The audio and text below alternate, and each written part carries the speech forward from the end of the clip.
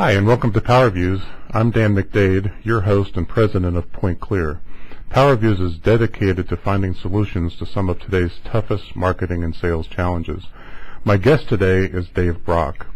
Dave has worked in sales, marketing, and executive management positions with IBM, Tektronix, and Keithley Instruments. Dave's firm, Partners in Excellence, enjoys working with clients in many verticals, including semiconductor, aerospace, electronics, consumer products, computer, telecommunications, retailing, internet, software, financial services, and professional services. And his clients range from Fortune 25 to startup companies. So you don't get much rest, Dave. And as a consultant, Dave is recognized as a thought leader in sales and marketing, new product introductions, and strategic partnering.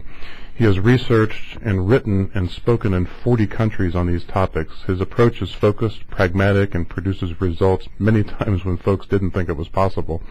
Dave has honors degrees from University of California at Berkeley with a BSME and from UCLA with an MBA. Dave, welcome to PowerViews. Thanks so much, Dan. I'm flattered that you invited me to participate. Well, it's great to be with you again. We were just talking about it's been hard to believe. I think it's been 16, 17 months since we spent some time together in San Francisco. So Yep. Time flies when you're having fun, I guess, or particularly with me as I get older. Let me just start out with just kind of a general question. What do you feel has happened or not happened in 2012 so far that surprises you? Actually, not much has happened that surprised me. I think, we've seen, continued shifts in focus in how people go to market. We've seen things like challengers start taking on, which I think is really kind of a powerful kind of concept. We've seen, I think, continued, as we would have expected, movement in terms of, greater alignment between sales and marketing.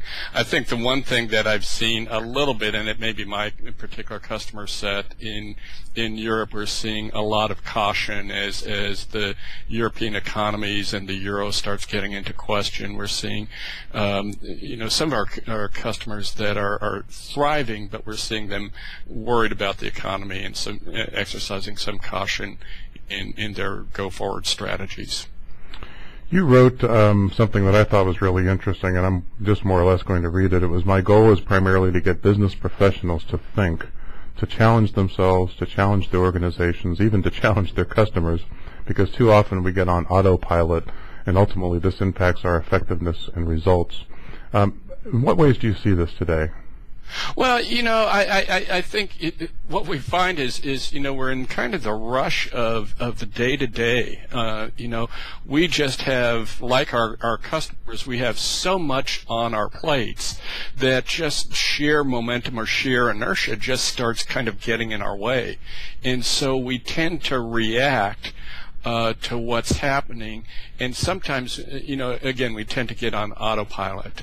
I think coupled with that is there's kind of this whole thing around human nature that we tend to look for silver bullets or magic solutions. So those might be kind of, I don't know, however many ways. A guy was sitting on next to me on an airplane the other day with the 100 closing techniques, and I can barely remember one closing technique, which is ask for the order.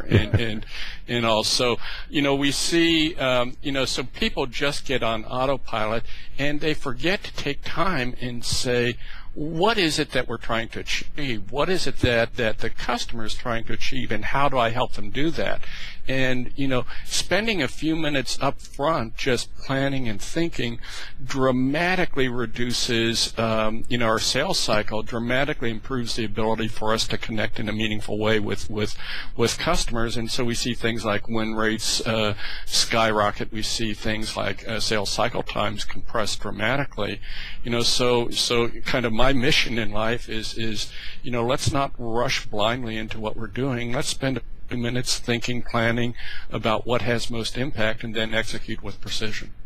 I think one of the areas where I find that it seems like, anyway, individuals and companies are on autopilot is this whole area of inbound versus outbound marketing.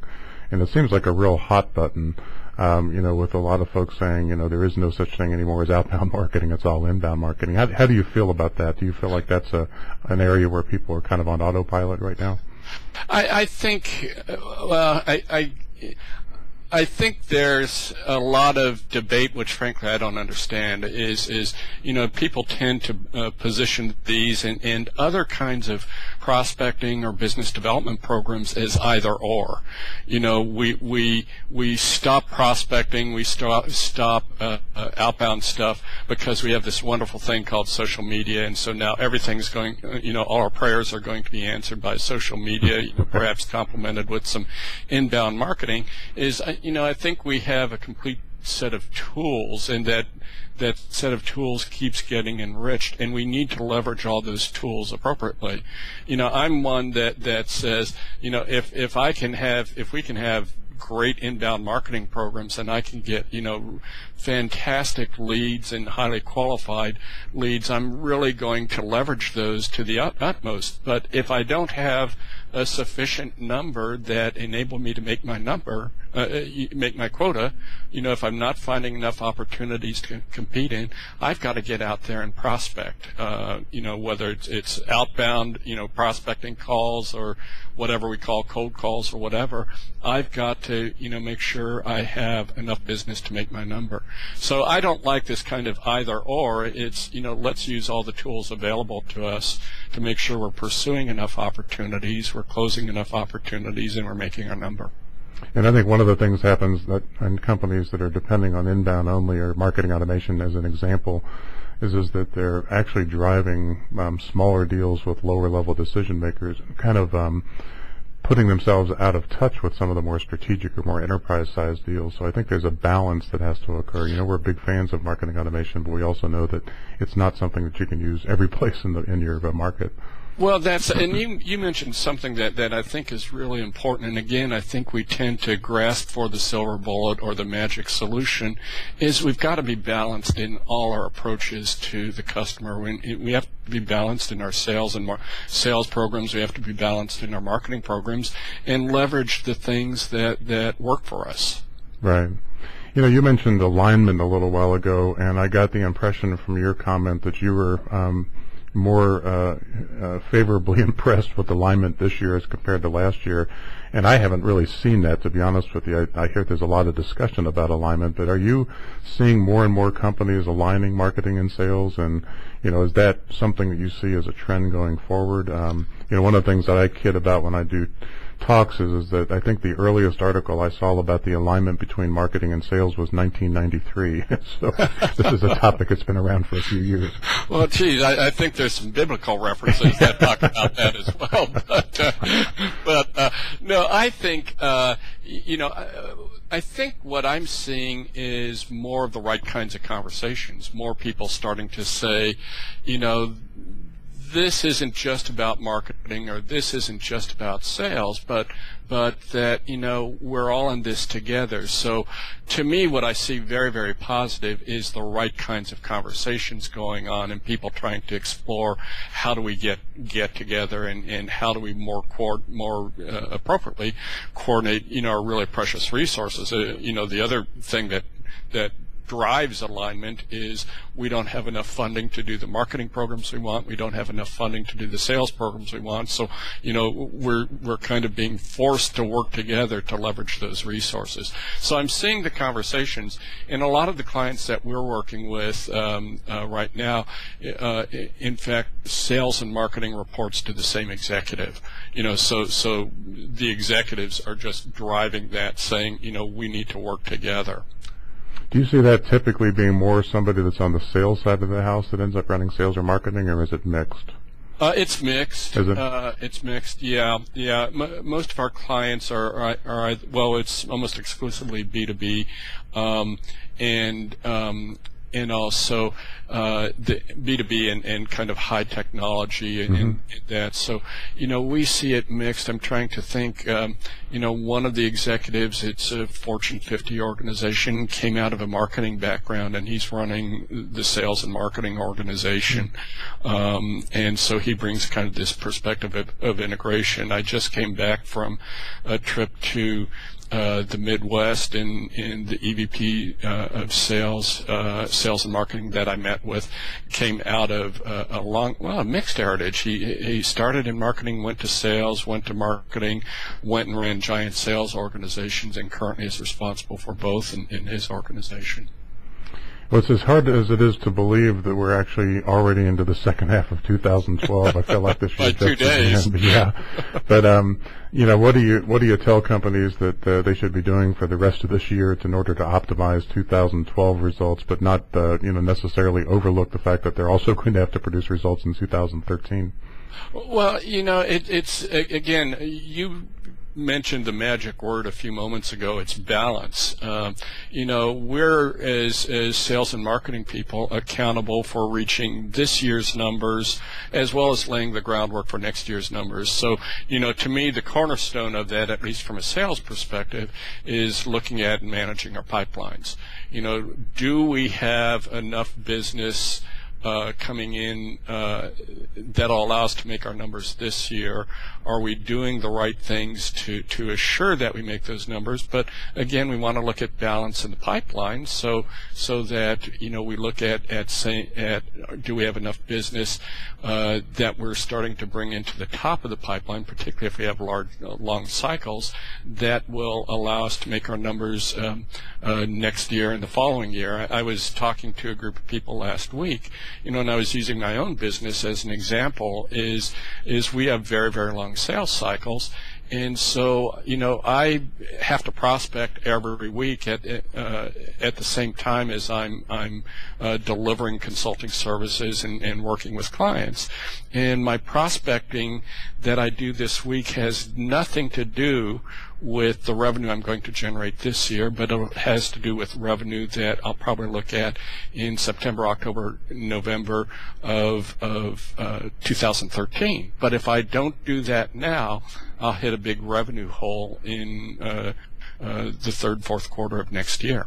Yeah, for a guy that I used to work for, a brilliant sales guy called that a bubble in the funnel. He said, so if all you're doing right now is delivering, then you're going to hit a bubble in the funnel, down the road, whatever your sales cycle is. Yeah, so, again, the magic word here is balance. We got to look at saying, are we delivering for this year's objectives, and are we laying the groundwork for next year's objectives? I mean, we don't want to continually be digging ourselves out of a hole. Absolutely. What have we missed? What's one thing to pass along to the viewers today that you think it's important that we haven't talked about so far? I think it's really it's going back to basics. It's this thoughtfulness. It's about knowing what you're doing, focusing on your sweet spot and executing sharply, and everybody working together on it.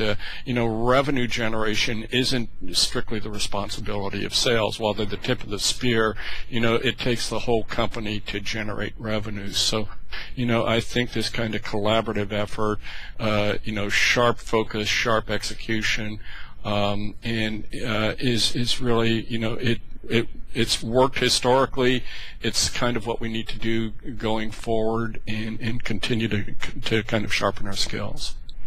Yeah, I was going to read just one other quick thing. This is from a June 28th blog, and in a moment I'll ask you to provide the audience with some contact information, but said that organizations that really understand and apply lean understand that lean is a systems or holistic approach.